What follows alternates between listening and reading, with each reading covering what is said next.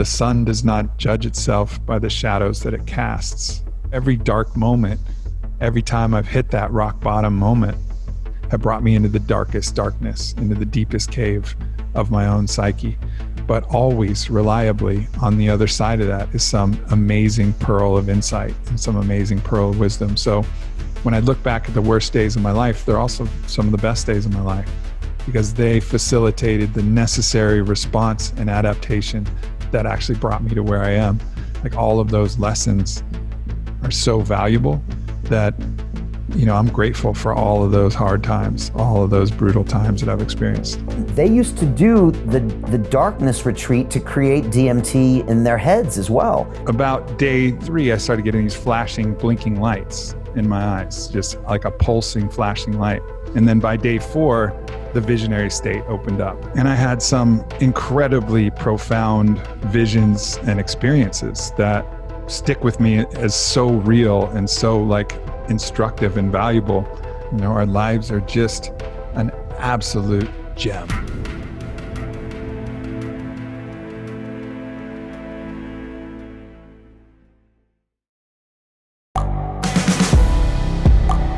The world is changing.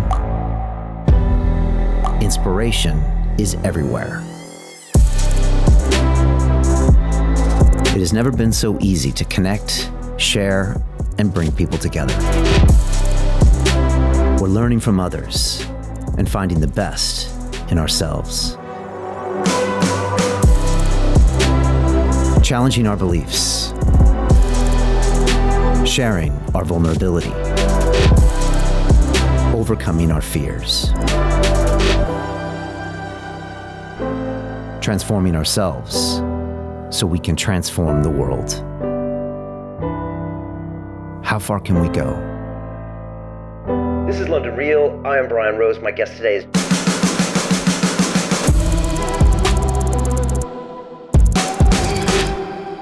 This is London Real. I am Brian Rose. My guest today is Aubrey Marcus, the best-selling author, biohacker, broadcaster, and entrepreneur. Your company, Onnit, specializes in total human optimization using a holistic philosophy that encompasses physical, mental, and spiritual well-being. You are a passionate advocate of the use of psychedelic medicine to heal trauma, reset the mind, and overcome addiction. You host the Aubrey Marcus podcast with over 10 million downloads and have been featured in Entrepreneur and Forbes magazine. You've also appeared an incredible 17 times on the Joe Rogan Experience dating back to 2010. Your first book, Own the Day, Own Your Life, is a New York Times bestseller, and your upcoming book, Master Your Mind, Master Your Life, provides a roadmap to free ourselves from resistance, face our inner critic, and overcome trauma. Aubrey, welcome to London Real. It's a real pleasure, man. Happy to be here. And man, it's great to have you. We've been trading emails for 9 years. I still remember when we started, we were bouncing emails back and forth with you. For people that don't know, we were an Onnit affiliate with Alpha Brain back in 2011. We were plugged in, and we were always wanting to get you on the show, and I'm just so glad we finally made it happen. We're just on time, right on time, Brian. Made it happen. It's perfect. And I also want to say something else. You did an episode with Joe Rogan in 2010, August 2010. It was episode 46. And I watched that episode, Aubrey. I was still working in the city of London in finance. I was a credit derivatives broker. And you planted a seed in my mind that day, Aubrey. It was the first time I heard the word ayahuasca. And it planted that seed in my mind. And when we started the show, a year later, when we started London Real after I left that, it was about 5 or 6 months later that I had my first ayahuasca experience, and it became almost kind of part of the show. And I remember thinking, there's no way I can go back because the Bank of England's never going to allow me if I talked about drugs. We thought we were going to get arrested. We didn't know, because these days, everyone and their mother, they go live and do psychedelics. But back then, there weren't many people talking about it. So I just wanted to thank you for doing that, because it changed my life. It changed the show. And recently I went back in about 2 years ago, went down to Soltara in Costa Rica. I know you know those guys, and we made a whole movie about it called Reconnect.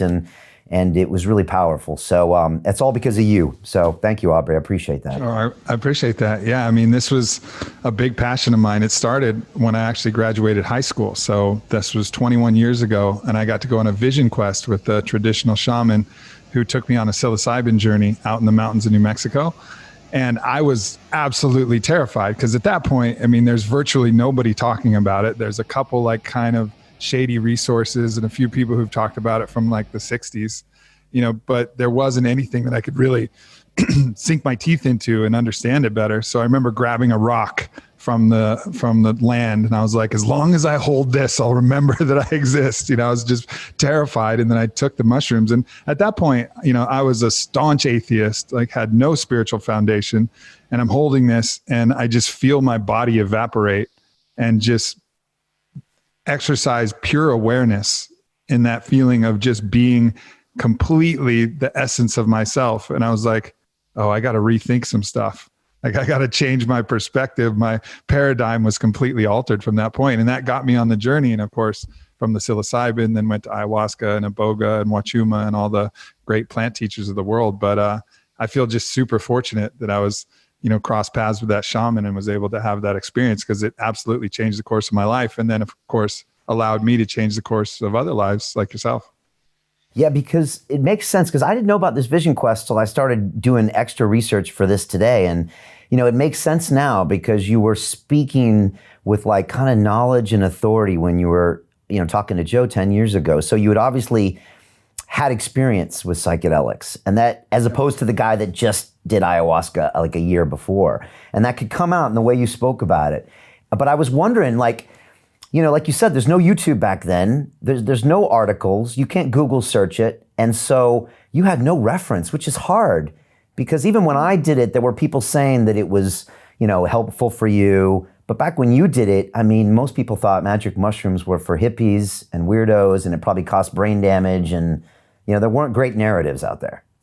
The narrative was you'll find the window from the highest place you can find and think you're going to fly and jump off and fly. Like that was the story that everybody was telling. Yeah.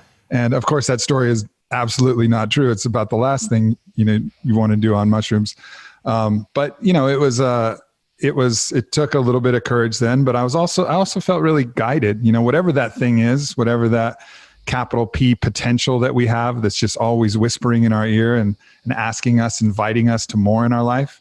That was certainly present then. And it was just, fortunately, I listened, because there's been plenty of times where I've ignored that little whisper in my ear, and that doesn't always work out so well, but that time I did. How did you know not to fight it? Because the usual instinct, the first time I tried psilocybin, I was actually in Amsterdam, and I just fought it the whole time. And it was really stressful. And I told myself never again. And that was kind of 7-8 years before the ayahuasca. So I was kind of traumatized. Obviously, it was giving me signals that I couldn't process because I was all in my head back then. But like, for you to kind of allow yourself to go on that ride, I don't know, it seems a little advanced. That's the importance of having a really good guide. Okay. The shaman had been doing it for 40 years. So she really coached me through the mantra of the psychedelic explorer: witness and allow, and gave me metaphors. She's like, listen, you're going to be in a movie theater, and it's going to be a full 4D movie theater where you're going to experience these things somatically, and you're going to see things.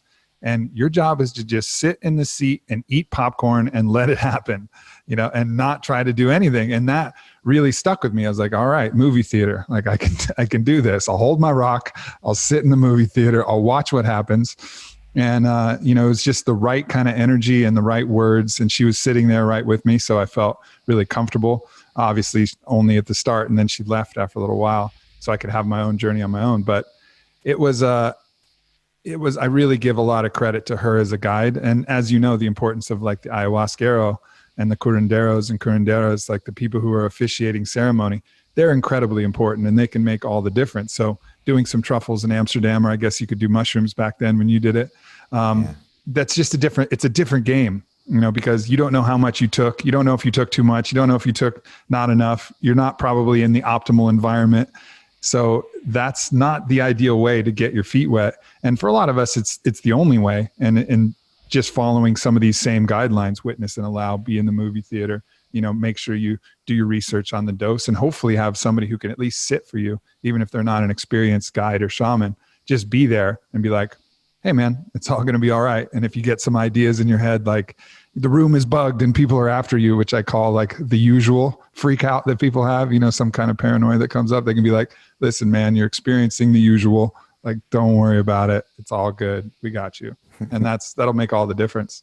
Yeah, it's really good advice. I did the typical Amsterdam thing. I was on a canal, did the whole tub of the raw mushrooms, and then it all kicked in. We barely made it back to the hotel room, me and my buddy, as the wallpaper was coming off the walls, and then we got back. But again, no guidance. And then when I went back in later, I had great guidance. Like you said, I had a shaman or someone holding the space.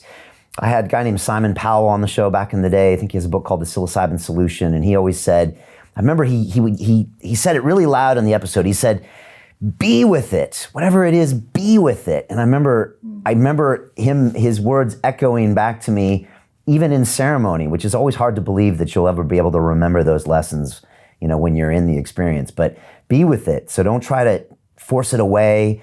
Don't even try to run away from it, or don't even hope it's over.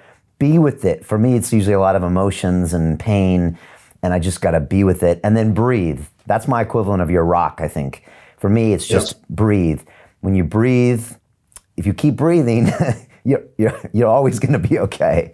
So it's such an important lesson. I mean, anything you resist persists. That's the old Marcus Aurelius quote, right? But it's so true in psychedelics. And psychedelics are like a microcosm. It's like our little Doctor Strange world where we get to work out how we might deal with the regular, normal waking world when we're in these experiences. So we learn that thing that we put so much resistance into is going to be fueled by that energy. So if you're having a dark vision, a dark experience, like the worst thing you can do is try and change it.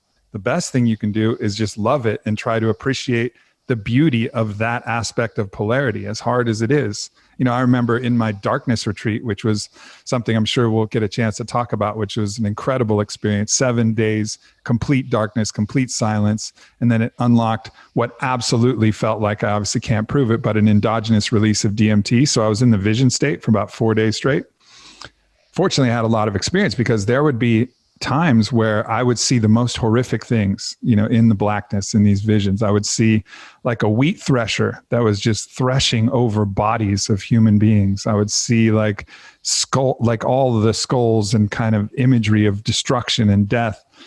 And of course, like you want to turn away, but there's no way to turn away. You're not even on a substance. So it's not going to go away ever unless you like sit there and then start to see the beauty of that, destruction, which then leads to creation, right? Like the death that leads to life, and that cycle, as they say in Hinduism, Shiva destroys and Brahma creates. Like that is the cycle of life. And until I was able to just appreciate that, then the wheat thresher goes away, and then the rainbow comes in, and I'm sitting in a beautiful meadow with beautiful trees and flowers that are blooming and bees, and it just changes the minute that I can apply appreciation and love. And it's just like the medicine and your own consciousness is creating this experience for you to experience a lesson, to learn how to love that thing which you judge, that thing which you find abhorrent. Can you love that too?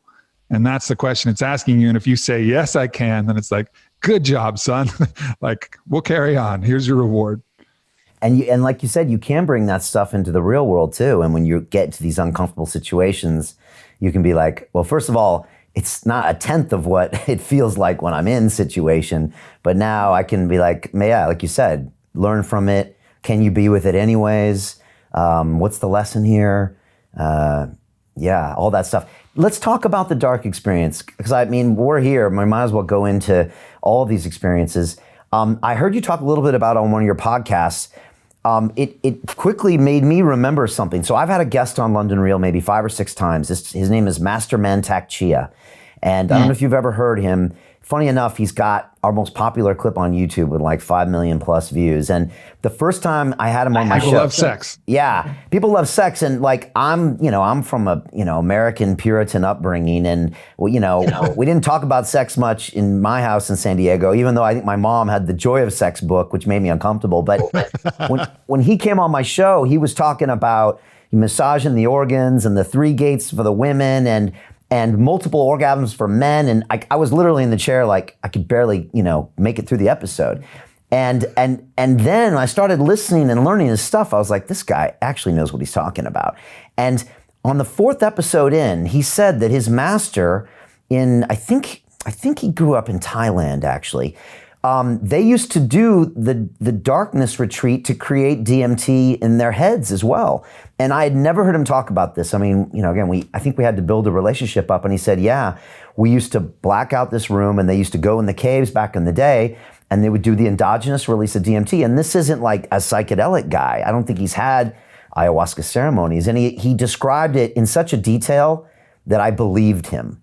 And so then now that you talk about it, it's really interesting. So that's my only context of the darkness. Can you tell me about your experience and how you did it? And have you ever heard of someone in the East talking about that? I have, and it's just one of those things. People go into a cave, but you don't really understand the reason for the cave until you start to dive a little deeper and understand this is a part of so many different mystical traditions. And actually, the person who was facilitating for me in the darkness, she studied in the Hindu tradition, and she was meditating with her guru for 10 years. And then the guru, after doing it, what she calls the hard way, meditating for 10 years and then opening up her vision state, and was able to, see the deities and kind of interact in that, what we would call the astral plane, right?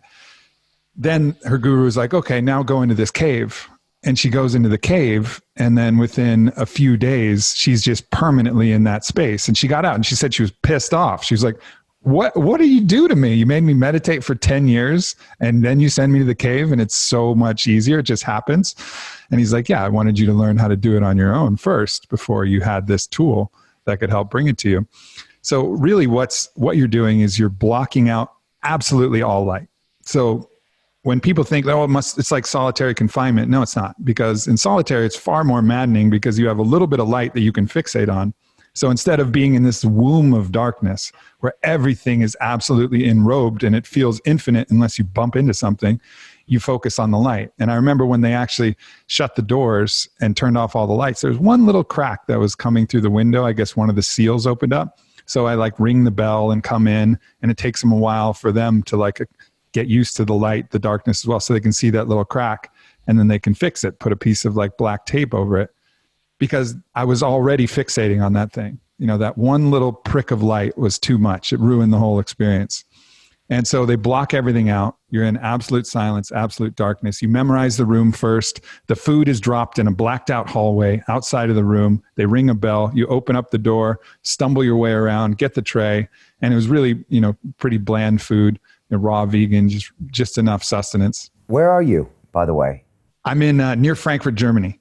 So Okay. a house that they kind of made for this in Frankfurt. Why there, and who's they? So there's only about 30 darkness retreats in the whole world. There's not that many. And this one seemed to be the best. Now, the ones in the US, there's, somebody's attic in Ohio. And there's nothing really here in the US. And then there's actual caves. If you go down to Guatemala, you can go into a real cave and do it that way. But you're sleeping on pretty much the ground of the cave with a little straw, they made it real traditional. Okay. In Europe, in Czech Republic in particular, it's actually used as a therapy for psychiatric conditions. So they call it therapy nui or something like that. And so it's actually the majority of the retreats are in Europe. Okay. And this one just happened to be in Frankfurt, which seemed to be the best. And my friend Akshay, who was the one who told me about it, really explained having been there and having done it. And he actually went to my high school. We did a podcast together, and that kind of got me excited about it. I had that calling, that kind of feeling I had when I first went to do ayahuasca, I have to do that. He was the one who gave me, and this is the place he went. So we go to this little town called Sachbenwalden outside of Germany. The website's darknessretreat.net, I think, something like that. And beautiful little place. And, such a lovely facilitator who's deeply steeped in the practice, learned from her mentor, her guru, and then been practicing for a while. And just a beautiful Airbnb vibe, simple, but a nice little Airbnb vibe. Everything's blacked out. But there was a window that you could open for fresh air because they didn't have a lot of ventilation in there. So you had to open the window. So you had one of those mindfold masks, which is like a psychedelic Explore is essential. The mindful blocks out absolutely all light. It's this foam thing. You can leave your eyes open or closed. It's like for a boga more than anything, right?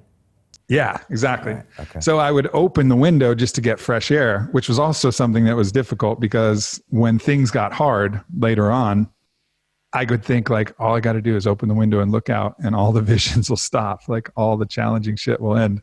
But fortunately I didn't do that. But yeah, so that's the setup in the room. And like, so I memorize everything, figure out where the toilet is, figure out where my clothes are, where the essentials are, kind of get it all sorted. It ended up going a little haywire because I memorized everything based upon a rectangular rug that was in a rectangular room. And at some point I shifted that rug, I guess, moving around. So the rectangular rug was at an angle to the room. So I was running into shit for like the last 4 days of the whole retreat because my bearings were off. But so that's the room. The first few days, nothing happens from the visionary state. It's just the monotony of the darkness and the silence. And I'm just thinking about things, going through having hypothetical arguments with people that, I have grievances with, trying to plot out I decided everything. I was going to move houses in Austin. I changed careers 3 times. I started 7 projects. I quit 5 things. I was just working through all this stuff, trying to solve all of my internal angst externally, which was, what we normally do. And then about the night of day 3, I started getting these flashing, blinking lights in my eyes, just like a pulsing, flashing light. And I was like, all right, that's interesting. And then by day 4, the visionary state opened up. And it was like the twilight of ayahuasca. It wasn't full on peak where you just feel like the light pouring through the top of your head, that kaleidoscope, that chrysanthemum that's just this menagerie of colors and beasts and different things that are coming. It wasn't quite that intense, but it was like the kind of the come down or the come on of that experience. And it just stayed consistently for the next 4 days. And I had my Aura ring tracking my sleep. I was sleeping maybe 2 hours a night. I didn't know what was day or night. I knew that there was some roosters that I could hear, but they seemed to crow at all different types of the times of the day and morning. So I was just in there and I had some incredibly profound visions and experiences that, stick with me as so real and so instructive and valuable. I really credit the Darkness Retreat as probably my most transformative psychedelic experience, at least in the last, 7 years or so. Wow. So it's almost like a little Vipassana in there too. And have you done that where, Vipassana, I guess for people that don't know, and I haven't done it, but it's 10 days, no talking, no devices, no distractions, and you meditate a lot. But again, of course, there's light and there's people around. But, I know Tim Ferriss has said that was as challenging, if not more, than one of his hardest psychedelic experience. So you kind of have that too in the dark, right? Yep, you do. Because you're not talking to anybody. You don't have any sound. You don't have anything to do. You don't have any sight. It's a complete restriction of all of your senses except for the sense of touch and taste when you're eating the food. But as I said, the food was really bland, which I understand why they had the food like that. Because when you're in the visionary state, nobody in their right mind would eat food at the peak of an ayahuasca journey or at the peak of a mushroom journey. It's the last thing you want to do. But at the peak of this visionary state, I would eat food and I would absolutely see the food that I was eating. So I would eat a mushroom and I would see these mushrooms coming up, pushing up out of the ground in my third eye, crystal clear. I would eat a broccoli and I would see it. But everything though, I would soap up, I would go take a shower and soap up and I would see the suds just flood my third eye vision. I would take a shit and I would see the feces as I was shitting it. It was unbelievable the access I had with that kind of endogenous DMT, which they say comes from the flood of melatonin from all your photoreceptors being shut off. And so the contrast of your photoreceptors usually being activated and limiting your melatonin to then being completely shut off and producing a ton of melatonin, which is triggered by the darkness, which is one of the reasons why we restrict blue lights before bed, et cetera, to get more melatonin. Right. But you get a flood of it, and then somehow in the chemical process, the melatonin converts to DMT, is what they said. But of course, it would require a vivisection of the brain to actually see if that was happening. I don't think anybody's signing up for that program, but it was unreal. And this is pretty predictable. The people that go to this retreat, does this happen to everybody or most people? That's what I hear. Okay. You know, I haven't. She said that this is usual. Now, for me, it happened a little bit sooner. Some people, it's around day 5, so they always recommend you're in there for a week. Okay. But for me, it was day 3, and I'm grateful because actually the first few days with nothing happening were harder, which makes me think that with a Vipassana, that would also be incredibly challenging because you can still see, you still have access to a variety of different things, and the vision state isn't open. I mean, the one thing about being in the vision state is not boring. Yeah. You know, like you're dealing with stuff. I was reconciling stuff with my father. I had a vision of Buddha that came to me and brought some wisdom. You have these things that are happening, different souls, different connections that you're able to have with people who you love or people who have passed. Like, it's infinitely interesting, which I think, you know, the challenging part of the Vipassana is just the kind of sitting with your thoughts without the access to that kind of spiritual dimension, which was actually beneficial. Now, challenging for sure, but also not monotonous. Yeah, I'm just having flashbacks to my vision states, you know. So my first 3 ayahuasca ceremonies were actually done at the old London Real Studios, and the shaman actually came there, and we would do it overnight, and she would sing, and she was the best shaman because when I would get sick, I would run in the bathroom and I would lock the door and I would purge in there.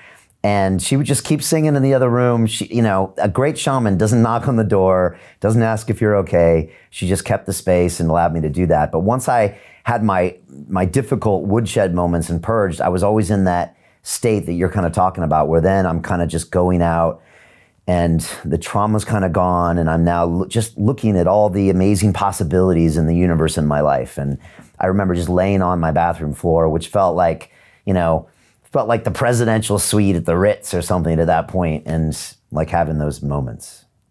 Yeah. And then, you know, you realize that a lot of the things that you were thinking about in your waking life, like everything I decided for the first 3 days, by day 5, when I'm in the vision state and have access to that superpower that we get when we have that kind of clarity from the shift in perspective, it was like, oh, I don't need to do any of this stuff. Like, my life is amazing.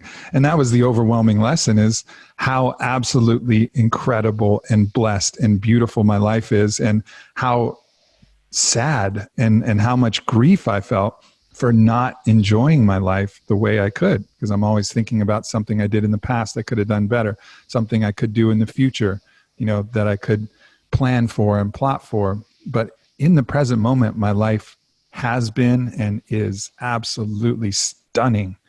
And, you know, I hadn't spent nearly enough time appreciating that. You get used to things, and then your mind will start wandering to the past or the future. And so that was the real gift of this, is when that blindfold came off, I was just sobbing, just weeping, looking at the beautiful world that I had access to, like the visions that I was able to see and hear and do and explore. And also the sadness of recognizing I'd let so many of the moments of that, like that in my life, just pass me by. So if I look back now, I have one singular regret. The only regret, I wouldn't change a thing, because I've learned so much from everything, all of the mistakes, all the failures, all the explorations.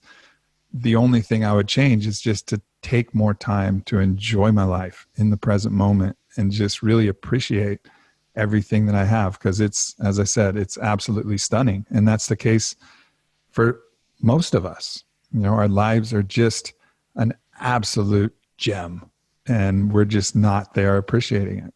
Yeah, super well said. You mentioned that experience was like more powerful than anything in, say, the past 7 years in the psychedelic realm. I was wondering if you could maybe talk about, you know, the past 10 years of your experiences, and I'll just quickly share mine. I mean, after those 3 ceremonies for me in 2012, and I had the first one, which again was really out of my comfort zone, but I got a few lessons about, you know, I was dating a woman at the time, and she had a daughter, and I was seeing them, but I made a decision then to like move into them and start a family and bring them into my life. And I forced myself to do 2 more ceremonies that year, because I knew it was uncomfortable, but I knew I had to go in and just force myself to come to terms with some more things, and your parents' divorce and a lot of that stuff. And so I did that year. And then I played around with some psilocybin, you know, I listened to Terrence McKenna. I did some big doses, like 4.5 grams, I think as big as I did. And I had some experiences, but a lot of it was machine elves and digging in my brain. And I never got those lessons that I got from ayahuasca. And, I tried DMT a couple times, but that was it. And then I stopped. And it wasn't until 2 years ago that I went down to Soltara and we were going to make a movie. And I went down with Dennis McKenna. And so, of course, when I'm making a movie or doing a show, then I'll go do it, right? So whatever it takes.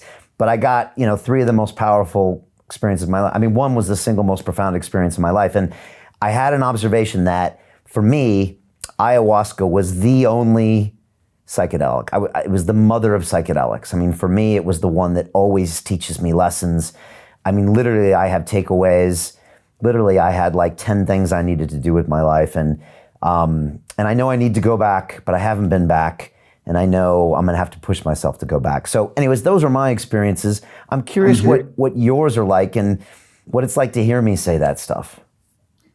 Well, I think you're right. I think ayahuasca is the mother teacher, and that's what they call it in, madrecito, like little mother, like the mother of all of the different plants down in the jungle. And of course they're referring to the vine, but the vine mixed with the leaves creates the brew, and that we typically call ayahuasca.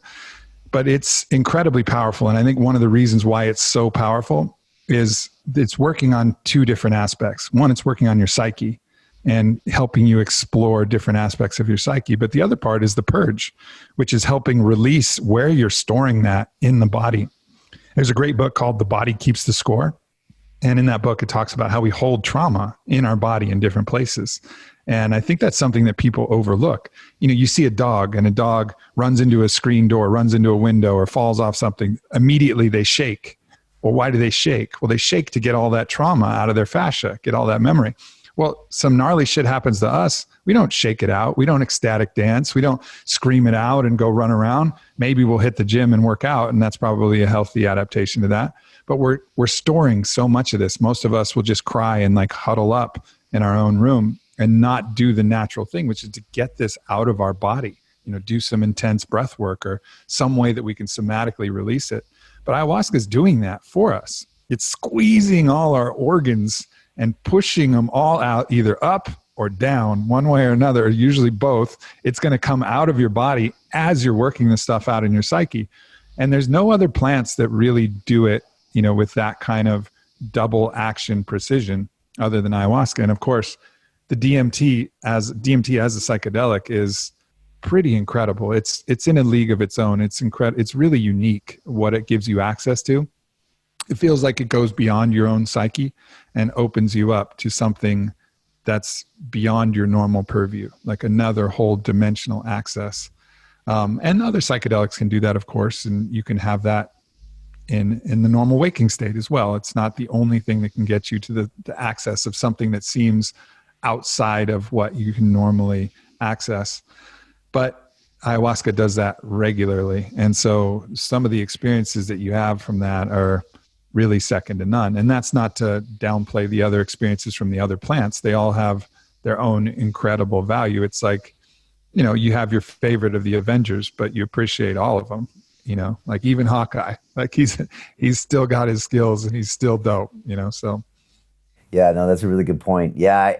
I remember I did 3 in Soltara, and the first one, it had been so long for me. And what typically happened in the past was my stomach would hurt so much during the ceremony. But also back in the day, I was drinking a lot. So I think that's why. And so this time my stomach didn't hurt.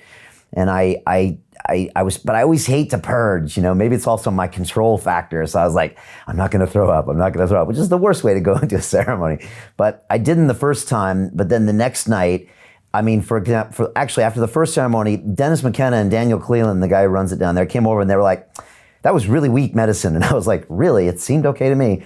So we all convinced ourselves to have like the double dose the next time. And then, of course, everything came up. It all came out. And, again, that ceremony is still changing the course of my life today. And, but again, it's just such a powerful thing. And I sometimes sit in this chair, Aubrey, and I'm sitting across from massively intelligent people who have never allowed themselves to have the psychedelic experience, maybe because of cultural conditioning or emotional baggage or no access, or maybe they just didn't hear Aubrey Marcus in 2010, and it never planted the seed. And they look at me and they say, I think that can be done through meditation. That can be done through breath work. And I look at them and I'm just thinking, nope. There's no way my life would have been transformed in that time period. And the time was crucial. Like, my daughter at the time was 8, now she's 16. I couldn't do it at she's 16, that would have been too late. So I needed to make those changes then, and it would have taken too long with the therapy and the stuff. So I think I'm right when I say I disagree with you. I think the psychedelic experience is so important, for some people. Absolutely. Because to get to the reward for your meditation practice, just like the, Bharati, who runs the Darkness Retreat, said, it took her years to actually deepen her meditation practice enough that she could experience without any assistance the kind of altered states that she had the access to now. It took her years. So for someone like us, we're not going to be able to dedicate years to our meditation practice before we even find the reward. We need to taste the reward now. And ideally, we have the change that happens now, and that's what psychedelics can offer. But to expect that somebody's going to have a 5-year breathwork practice for a reward that they don't even know, that they're just taking on faith, that it's really unlikely that that's going to happen. And I do think that you can get there with enough of a dedicated practice and just really making this a primary goal of your life. But it's not practical. It's not pragmatic for most of us. And psychedelics can drop you into that state and start to heal things, start to give you those transcendent experiences, which are probably the most significant source of healing that we have. Like the research being done by Johns Hopkins, they're studying what the effect of a single dose of psilocybin is on somebody. And the effect spans, like you said, a lifetime. So what is it that's healing? It's not the actual drug itself, because it's completely out of your system in a day, 2 days, a week, whatever.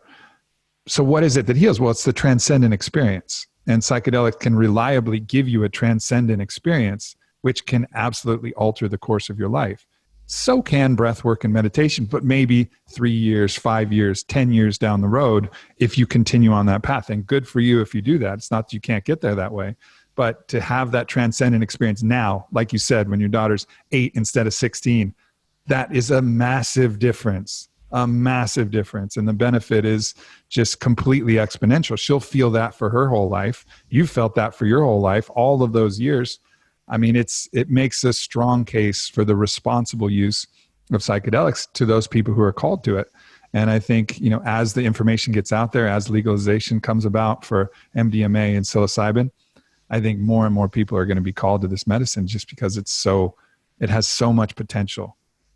Yeah, and it has its own built-in barriers to entry, and thank God that it does, which is why I haven't run back for 2 years, because, as I said to Dennis before I went in, I'm feeling some trepidation, and he says, if you don't, that means you're not paying attention. So, it definitely has those built-in pieces to make it to where you have to earn it, I guess you would say, or, you have to be ready to go to a lot of places. And so it's not something that easily can be abused, whatever that means. And I'm never one to tell someone how to take their psychedelics, but I would agree that, having them on a canal in Amsterdam might not be the best use of that for a specific purpose. So yeah, I agree with you. I think they're an incredible piece of technology for the human soul and the human race. And I'm just so glad that we're talking about it. There's amazing people out there funding studies. We got the folks here at Imperial College. We've had pretty much all of them on the show. They're doing great work. And, just imagine kids these days, when they were your age for the Vision Quest, now they can go on and, research articles, and maybe it's legal in certain states, and there's podcasts, and now they can really get an education. So yeah, it's powerful. I think it's when I look at everything that's troubling and challenging in our world right now, and then I look at the optimistic case, like what gives me real hope, and it's the psychedelic renaissance. Things will change when people change. There's not going to be a charismatic leader who's, drank ayahuasca 50 times and gets elected as president and comes in and is like, you know what, we're changing everything. Like, that's unrealistic. It's not going to happen because, the leadership lags what the people demand. That leader will come when the people demand it. So what's going to change the way that the people feel, how they love one another, how they think about their own life and how they think about the world? Can they appreciate their life enough that they want to actually give back to it? I think that's part of the the problem that we have is just this lack of gratitude. Like we just kind of ignore the beauty of life and our fellow humans and everybody else around us, probably because we don't feel that we have enough worth to give back to them. It's one of those like laws of reciprocity. So if we actually take in and absorb how much the earth gives us, well, then we'll be compelled to give back to the earth. But we don't want to do that. So we just ignore it. We take it for granted, and then we don't feel that push of reciprocity. But when you do the plants, you start to feel these things. And then now that they're coming online, both legally in our country, hopefully pretty soon, and then in the world, in all the places like Soltara, all of these different opportunities coming online, I think it has a chance to dramatically shift large portions of the population. And when that happens, I think that population will demand different leadership, and we can enter a new era. So, it gives me a lot of hope. If there was, this is Gandalf coming in, at movie 2 from the Fellowship of the Ring, when the orcs are just about to take over the stronghold and it all looks lost, and it's that dawn of the 5th day, and he comes riding in on a white horse and his staff is held up in the sky and the sun hits it. It's like, oh shit, like it's gonna work out. To me, I think psychedelics have that potential, and I know that sounds like a crazy story, but I've seen what it's been able to do in my life and so many other lives. I mean, your story is another example of this. It's made dramatic shifts in individuals. I've watched people heal so much trauma from all of these different medicines, and then open themselves up to love and the desire to help and share and be charitable, and just change the way that they operate within their own lives and operate within society. And so when this gets to scale, I think it has the power to really change everything. And that gives me a ton of hope and enthusiasm. Yeah, and I had a similar conversation with Dennis McKenna after our 3rd ceremony. We were in the cloud forest there in Costa Rica, and we were talking about like, how is there more of this, or how can you get the message out? But one of the things he said is that it is hard to scale this stuff. There's only 30 people you can get in the Malacca in Soltara, and so that's the only thing that concerns me, because I completely agree with you, but I also worry, like, is there enough access for enough people? Now, maybe we only need to shift 1% of the population, the Maharishi effect, but that concerns me. Does that concern you? When it concerns ayahuasca, there's a rate limiting factor because it's a plant that's slow growing. The vines don't grow fast. It's not like you put ayahuasca in the ground and it's like corn. You got an 8-foot stalk, by springtime. It doesn't work that way. So, I mean, it can start to be cultivated so that we have more supply, and we could do it in Hawaii. We can do it in lots of different jungle that we're just burning down, wantonly right now. We could actually make a concerted effort and expand it, and then different healers get trained up in the process. But I don't think that's what's going to hit at scale. I think that's going to be something that people who are truly called to it find that experience. But what will get to scale are MDMA and psilocybin, because both of those are synthetic. So just as readily as, someone can push out Advil, they could push out MDMA or psilocybin if they just tune the machines to create those compounds. And those have incredible potential, and the studies are panning out and showing that as well. But they can reliably create these same transcendent experiences within a container that actually facilitates that. So that's what I think is going to get us to scale. Ketamine is another one that's really interesting, and I think people are not using that in the most optimal way to actually unlock the potential of what that medicine is. But it's at least coming online for the treatment of depression, and different people are starting to explore it. But these synthetics, I think, will really carry the bulk of the weight.